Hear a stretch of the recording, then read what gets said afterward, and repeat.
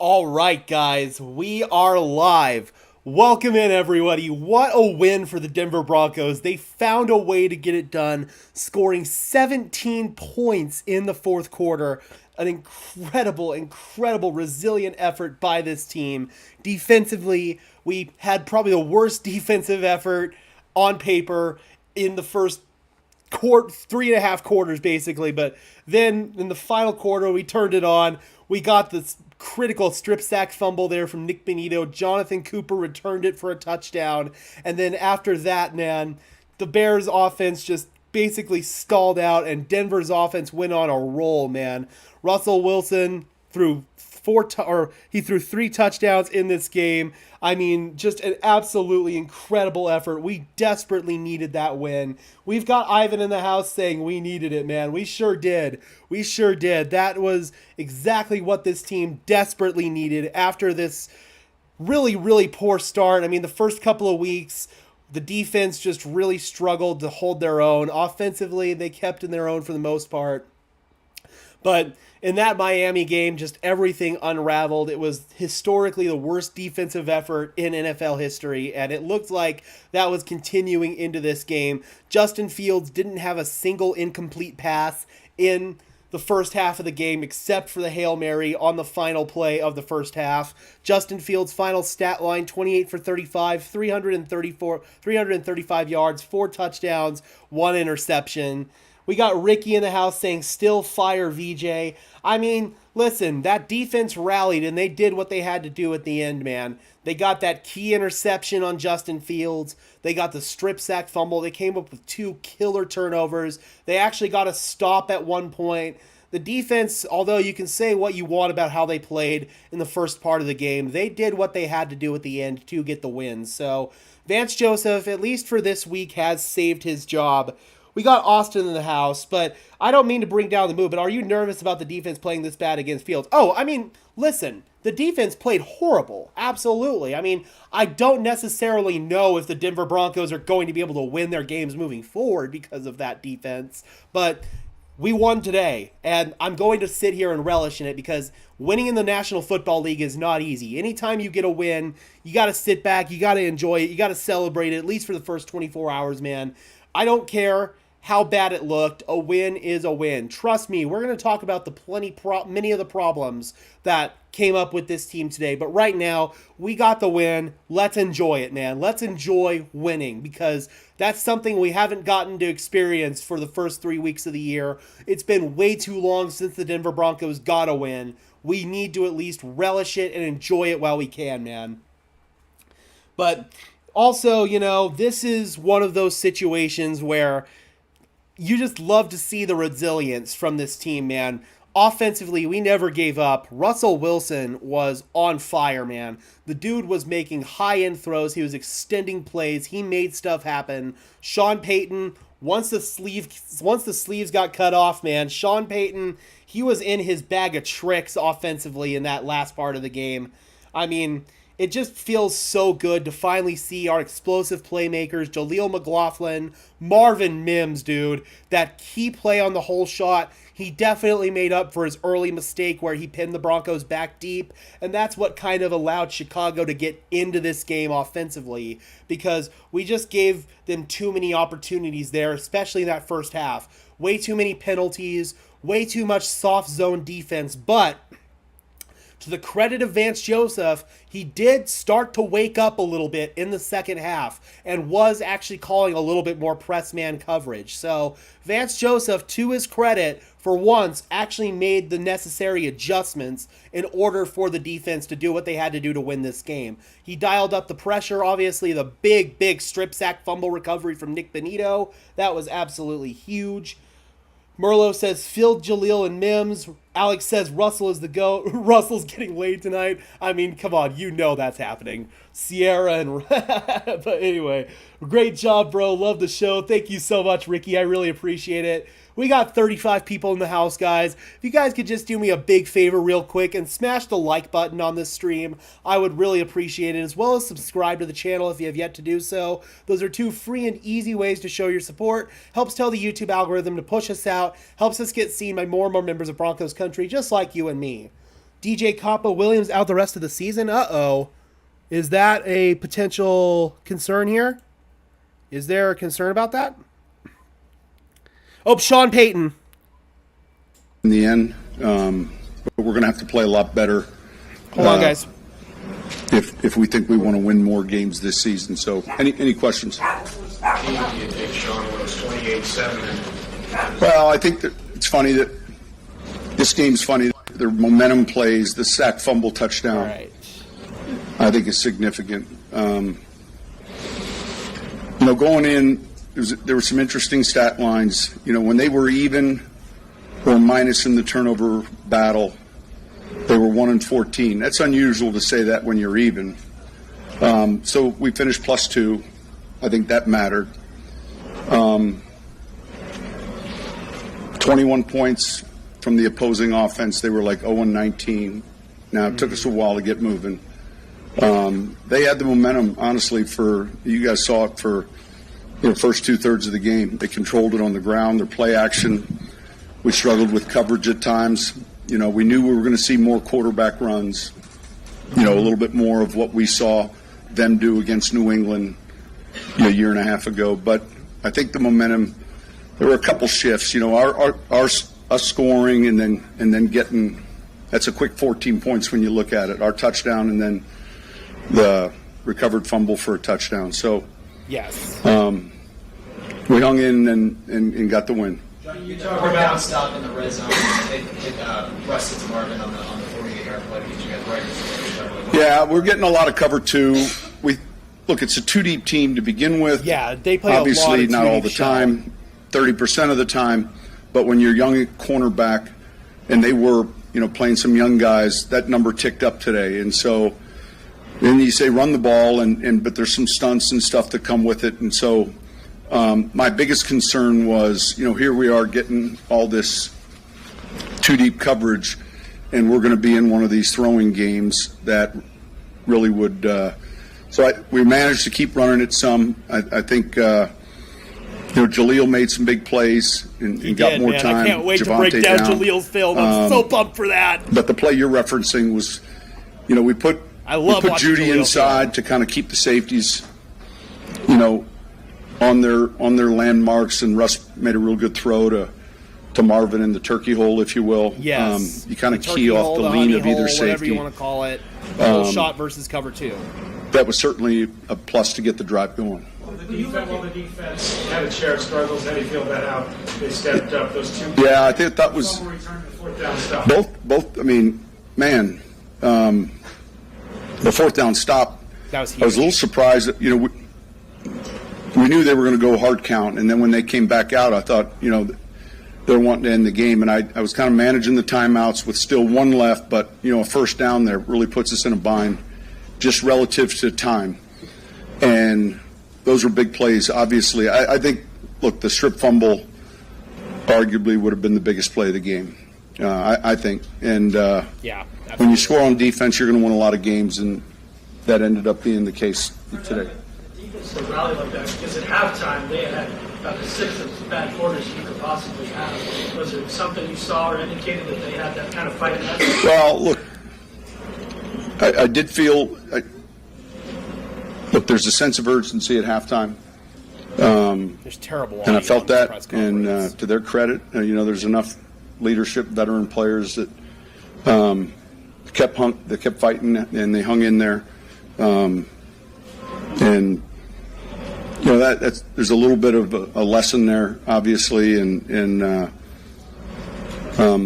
these games, can flip quickly, especially with the play clock. The leads in our league can quickly flip, and we did enough to do that. You talked about seeing flashes from Jaleel, pretty much going back to where what's it like to see him that make the play when you need to count on him? Look, the trick is, and he's done a ton of good things, and yet, man, there's some things that I don't want to get caught with a mismatch, and it happened in the first half where he's blocking a bigger linebacker, and so you're having to manage that relative to when he's in, when he's not, and he was outstanding though. He's hard to tackle, good in space, hit the screen for a touchdown, made some big runs, so we'll keep expanding his role, and P. Ryan stepped up then. Everything gets a little skewed based on when you lose someone like that and what you can and can't do. I thought we handled it well. We got to clean up the penalties. That's driving me crazy. And I don't know what they and did it's something today, but I'd still say that has to get fixed. There are a number of things that we have to clean up. I'll be honest with you. Yeah, but it's a lot easier going into this week cleaning that shit up and knowing that you're 1-0, or that you're 1-0 on the week, you're 3-1. Took a lot of zone coverage, some snaps a man. You're 1-0 on the week, and that's key was the protection. Later in the game, we felt like, especially when we had the ball in that last series, we were going to get more pressure. And then keep us out of field goal range. Absolutely. Yeah, I mean, look, that's a solid number, and we'll have a chance to see it on tape. Some of those conversions I can't think of now. We ran it. I hated 3rd and 1 false start. Yeah. Too many penalties on offense. To go from 3rd and 1 to 3rd and 6 is nuts. And even when you get the defense shifted and trying to draw you off start, our discipline needs to be better. Situations with false starts. Yeah, that would be. Yeah, it'd be something in the locker room. Greg was great. They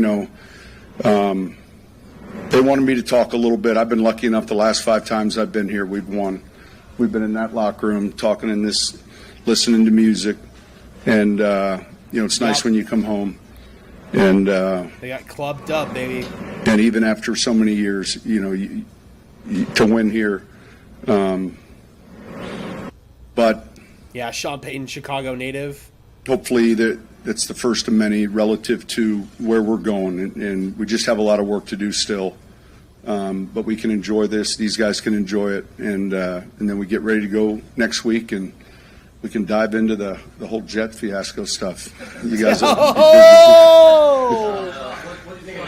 Sean stirring the pot early. I thought he played well. He's getting more reps.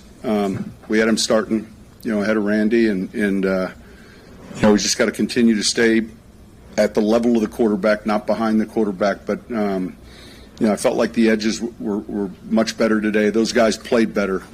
It's a tough quarterback to contain. We wanted to make sure we were cage rushing him and that he had to beat us in the pocket and not out of the pocket. And we felt like if we could keep him there, then, we'd get our chance at an opportunity. And certainly that's what happened, in the last play where Kareem intercepted it. We had him right kind of where we wanted him, in the pocket. Yep. A lot of coaches say they don't know always when they lean on a team, how they're going to. Yeah, well, I think I spend more time focused on, when to lean, how to lean, and I would love to have been sitting here 3-0, getting ready to play this team, leaning hard and just going, but you're still learning a little bit. Yeah. Got to learn how to win about these guys, and probably the same way, vice versa.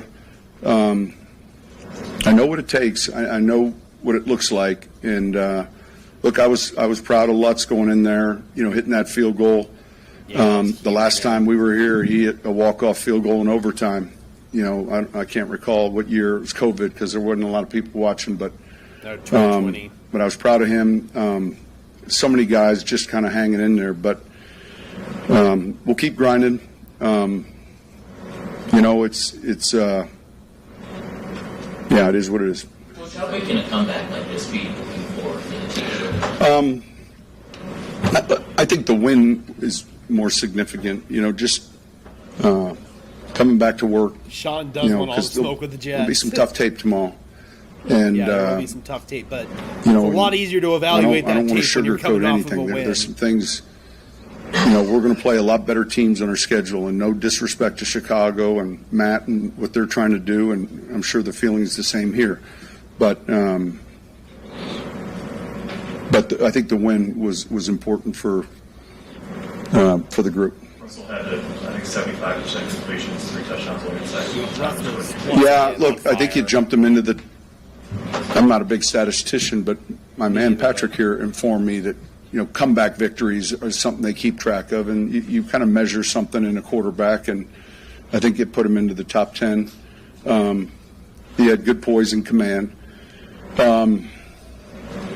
he's moving well and picking up things well, and that made some big plays for us, really. So all the things you're looking for, protecting the ball. I would have liked to have been able to run it more. I don't know what our rushing numbers were, but 19 for 97. yeah, so I would have guessed less than that yardage-wise. So that, but anyway, I think that's something that's a work in progress and being complementary to what you're seeing defensively. So, Thank you, Coach. anything more? All right, thank you guys. All right. So there you go, man. Just getting that win, man. No matter how it happens, getting a win can seriously rally your team. All right, guys, I'm going to go into video making mode real quick here. So I'm going to hit the record button here. We'll still be live. We'll still be doing all that, but I'm probably going to be paying a little bit less attention to the chat for just the next few minutes while we're in video making mode here, guys. That way I have something that we can easily upload right after this stream is over. So just bear with me here. I'll still be looking at the chat from time to time. It shouldn't take more than a few minutes, but I just wanted to kind of get a little bit of a video out while we're doing this live stream, if that makes any sense. So in 3, 2, 1, let's go. The Denver Broncos got a massive, massive win today. They were able to rally after a really, really rough start and score 17 points in the fourth quarter to beat the Chicago Bears 31-28. The Broncos were down really hard at halftime, but in the second half, to the credit of Vance Joseph and to the credit of Sean Payton, they both were able to make some significant adjustments in this game, and that allowed us to rally forward and win. So if we come over here, man, obviously in the first half, Chicago basically had our number. The Broncos won the coin toss once again. They deferred, and they did get a stop on defense, and they went out and scored with a Jaleel McLaughlin touchdown in the first quarter. That allowed them to go up 7-0. But after that, man, it was just all Chicago. Pass from Justin Fields to DJ Moore for a touchdown.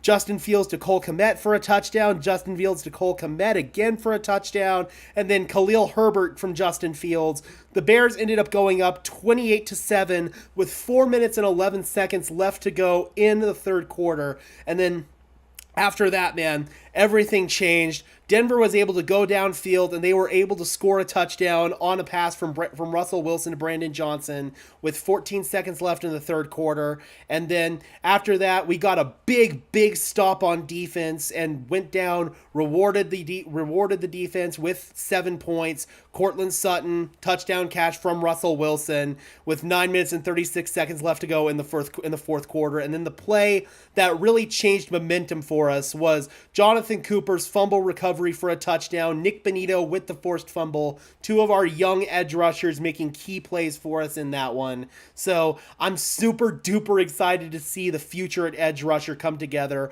with Nick Bonito and Jonathan Cooper. I want to say that Bonito got the start today. So that's just absolutely awesome, man. That was the play that really set everything in motion. And then Will Lutz made the 51-yard field goal to go ahead in the game. And then we obviously got the interception there from Kareem Jackson. Estevan says my lucky candle came through. Absolutely, man. It all started, the momentum shift for Denver, when Sean Payton cut his sleeves off, man. The sleeves came off and everything just shifted for Denver. Offensively, man, once again, just another strong performance for the most part from Russell Wilson. I don't think there were very many negatively graded plays from Russ. We did have some self-inflicted wounds on offense, way too many penalties on third down and short yardage situations, especially false starts. Mike McGlinchey had 2. Those are absolutely going to need to be cleaned up. Defensively, man, to the credit of Vance Joseph and to the credit of everybody else on defense, we actually made the necessary adjustments, started actually calling some man coverage, started blitzing Justin Fields, no more of this single high or no more of this too high soft shell zone crap. I mean, we actually saw the necessary adjustments being made from the Broncos in the second half, and Chicago had no adjustments for those adjustments, and that was ultimately the big difference maker in this game. You come over here, Denver had 311 total yards as compared to 471 from Chicago. Obviously, that's not anything like the 726 yards that we gave up to the Miami Dolphins last week, but still, against an offense that had really been struggling up to this point and a quarterback in Justin Fields that had really been struggling up to this point, you really would like to see more significant production than that. Obviously, Chicago did turn the ball over twice, which was huge in that one. The strip sack and then the interception by Kareem Jackson on the final drive that sealed the win for the Denver Broncos. It looked like a miscommunication between Justin Fields and Cole Kmet. 26 total first downs for Chicago, a lot of them coming in that first half. 17 total first downs for Denver. Again, offensively, once we finally got in a rhythm, we got things going. Jaleel McLaughlin gets my game ball, man. After Javonte Williams exited with an injury, they rode Jaleel McLaughlin super heavy. 7 carries, 72 yards, got a receiving touchdown today off of a screen. Just multiple big plays for Jaleel McLaughlin. Tony says we definitely have to build off this win. We can do it. And then next week, obviously, guys, we've got the New York Jets. Sean Payton already invited some of the smoke from the New York Jets in his press conference after this game. This is one of those games, man, where we definitely have a lot of stuff to clean up. The Jets are a much better team than what their record shows, especially on the defensive side of the ball. But if we can make Zach Wilson's life uncomfortable next week, then that's going to bode well for the Denver Broncos. But we'll talk a little bit more about that later. If we come over here and jump in box score stats, guys, Russell Wilson, 21 for 28, 223 yards and 3 touchdowns. I mean, once again, man, Russell Wilson was calm, cool, and composed under pressure. He looks like the old Russell Wilson again. It's so good to see. Jaleel McLaughlin, our rising star in the backfield, 7 carries for 72 yards. Russell Wilson with 4 carries, 13 yards, one of those being a kneel down. Samaje Perine, little disappointing today, 6 carries for 12 yards. It's going to remain to be seen what happens moving forward with the Javonte Williams injury. He was ruled out for the rest of the game after going down in the first half with a hip injury, so hopefully it's nothing overtly serious for Javonte, but even if Javonte is able to return next week, then I still hope we ride Jaleel McLaughlin. He's that big difference maker for us. He's an explosive play waiting to happen. He had 3 catches as well for 32 yards and the touchdown off of the screen pass. Jerry Jeudy was our leading receiver today, 3 catches for 52 yards. Marvin Mims, 2 catches for 47 yards, including that big play, hitting the honey hole versus cover 2. An incredible throw from Russell Wilson, a very nice catch from Marvin Mims. Cortland Sutton, 3 catches, 27 yards, and a tuggy. Samaje Perine, 2 catches for 23 yards. Little Jordan Humphrey had a really key reception for us on a 3rd down, helped extend the drive for Denver. Defensively, we come over here. Nick Bonito, 2.5 sacks on the day, including the strip sack fumble. Zach Allen was credited with a half sack on the day. Jonathan Cooper with a sack. So finally good to see some production from our defensive line. 2 TFLs for Nick Bonito, 1 TFL for Jonathan Cooper. Again, we were finally able to start generating some pressure. Our D-line at least looked a lot more respectable in that second half. Will Lutz, 4 for 4 on extra points. 51-yard field goal that won the game for us. Will Lutz has been super clutch pretty much ever since the week 1 bugaboos against the Raiders. So the kicking game has been basically a non-issue for Denver ever since then, knock on wood. Dante says Nick Bonito, 2.5 sacks and a strip sack for a tuggy is a defensive player of the year caliber. It really is, man. I mean, not saying obviously that he's defensive player of the year, but still, that is the kind of stuff we want to see from Nick Bonito, man. I mean, he gives us a very bright future at the edge rush spot, and given the fact that Randy Gregory, he has been sorely disappointing through these first 4 weeks, I'm just glad to see that somebody's stepping up into that role. Justin Fields, man, you have to give him his flowers. He played really well. 9.6 yards per attempt, 4 touchdowns, 1 interception. That interception was a killer, and then obviously got strip sacked, fumbled. 335 passing yards, his first 300-yard passing game of his career. Khalil Herbert, 18 carries, 103 yards. Again, this defense just has got some significant communication issues, but to their credit, they cleaned up a lot of that stuff in the second half. They moved away from the crappy soft zone defense. That really is a big, big step in the right direction to see the defense make the necessary adjustments. We got 7. The house says, I love win, but this will is hard to be joyful for. Well, Fields put up 28 points on us, and he's terrible. Wilson is playing good, but this D is killing us. It is, but hey, man, enjoy this win. Enjoy this win. Wins are hard to come by in the NFL, especially a one like this, where you were down 28-7 with less than 4 minutes left in the third quarter. That's not a situation that most teams are able to come back from. And this team showed the resilience and was able to come back. So, I mean, it's probably not going to translate too much into the rest of the season, maybe, but enjoy this win, man. Wins are hard to come by in the NFL for sure. Our defensive player of the week. Yeah, absolutely. Oh, geez, I don't know why I said defensive player of the year. I read that poorly, but yeah, defensive player of the week. That is definitely for sure, man. I think Nick Bonito could absolutely get that. But again, we have some significant issues that we have to clean up on film. It was good to see those second half adjustments though from Vance Joseph.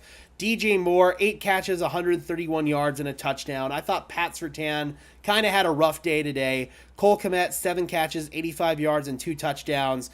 Darnell Mooney, 4 catches, 51 yards. Equanimous St. Brown, 1 catch for 21 yards. And then Khalil Herbert, 4 catches for 19 yards and a touchdown. Defensively for Chicago, Russell Wilson was sacked once. It was a half sack shared by Zach Pickens and Dominique Robinson. But other than that, man, Chicago's defense didn't really do a whole lot. It was mostly Denver offensively shooting themselves in the foot with penalties and a bad sack in the first half, but that wasn't really Denver's defense playing, or that wasn't really Chicago's defense playing at a high level. All right, guys, we're going to be ending the video here, not the live stream, just the video, but be sure to leave a like on this video, guys, as well as subscribe and ring the bell so these videos appear in your notification feed. And until next time, guys, a big win for us. I am your host, Gage Madrid, saying peace out. Okay, guys, again, we're not ending the video. We're not ending the live stream. We're just ending the video I was right now recording. So we'll be focusing a little bit back here on the chat.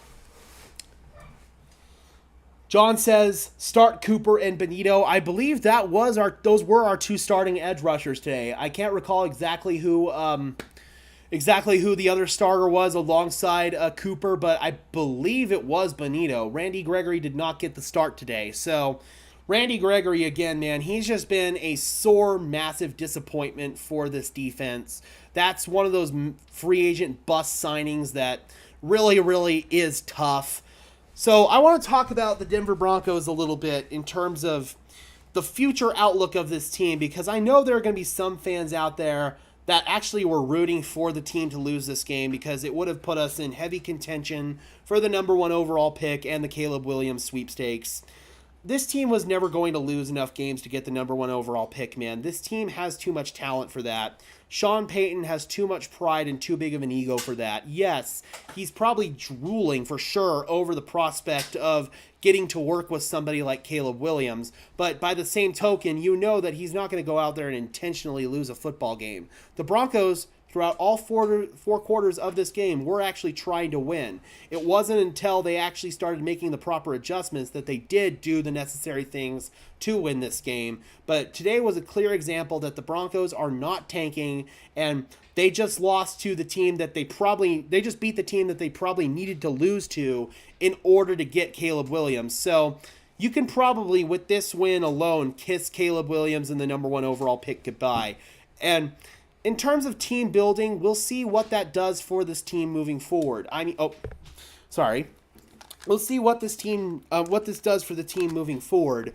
But I honestly feel at this point, the way Russell Wilson's playing, you can win a lot of football games as long as you surround him with a competent supporting cast. We saw that today, man. Russell Wilson played lights out, and he really kind of played at that same level last week too. He had some struggles in the Washington game, especially in the second half, but I thought his struggles against the Raiders in the second half were a little bit overblown. Russell has been extraordinarily consistent throughout this season, and he's playing, again, at a level that we can win football games with. Estevan says, Jaleel RB1, F tanking. I agree, man. Tanking just does not work in the NFL. Players don't tank, and coaches do not tank. taking happens in the front office where you pluck away and tear down all those resources slowly but surely until you can't field a competent team. Tristan says, feed Judy and Mims and the rest opens up. Absolutely. Absolutely, man. I mean, and Jaleel as well. Jaleel helped bring a spark, a much-needed burst to this run game, man. That was huge for us. And then, obviously, the honey hole shot to Marvin Mims. That really helped break things open as well. What's the record false starts in a game? I don't know, but the Broncos did shoot themselves in the foot way too many times on offense with false start penalties. Mike McGlinchey had 2. Quinn Miners had at least 1. I want to say he had 2. I mean, those are just killer, unacceptable penalties. The Broncos offense could have had a chance to put up even more points than they did, but they consistently shot themselves in the foot with those pre-snap penalties. That was a common theme for us throughout last season. You just can't have that, man. The Broncos have to get over those self-inflicted wounds if they want to sustain winning in the NFL. That's what they have to do, man. They have to learn how to win and how not to beat themselves. And to their credit, in the second half, they did that. And then the Chicago Bears also started beating themselves with some questionable play calls, especially in that second half. And then obviously a couple of killer turnovers. The decision there on 4th down towards the end of the game to go for it after they hard counted us. They went for it. They didn't put the ball in Justin Fields' hands, and we ultimately ended up getting a critical stop on that 4th down. So, again, man, those were just those opportunities that Chicago gave to us for us to win. And to the credit of the Denver Broncos, we were able to capitalize on those Chicago mistakes, and we were able to grind out a win in this one. So that makes you feel at least more optimistic about what direction things are heading right now.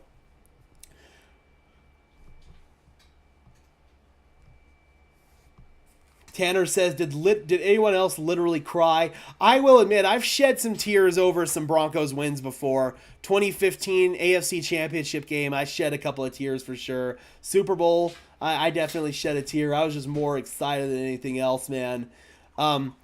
All right, guys, so again, just a big win for us, man. A big win that's really going to help set the tone and set the overall feel in the locker room going into this next game against the New York Jets. Sean Payton knows that this next game is a must-win for several reasons, not only to potentially try to get your season back on track, but Sean talked a lot of crap about the Jets, and he knows that in order to save any respectability that he has as a coach, he's got to go out there and win this game. He knows that the pressure is on, even if it is internally created pressure. So this is a good situation for the Broncos to be in. I'm glad that we're going into that game 1-3 as opposed to 0-4.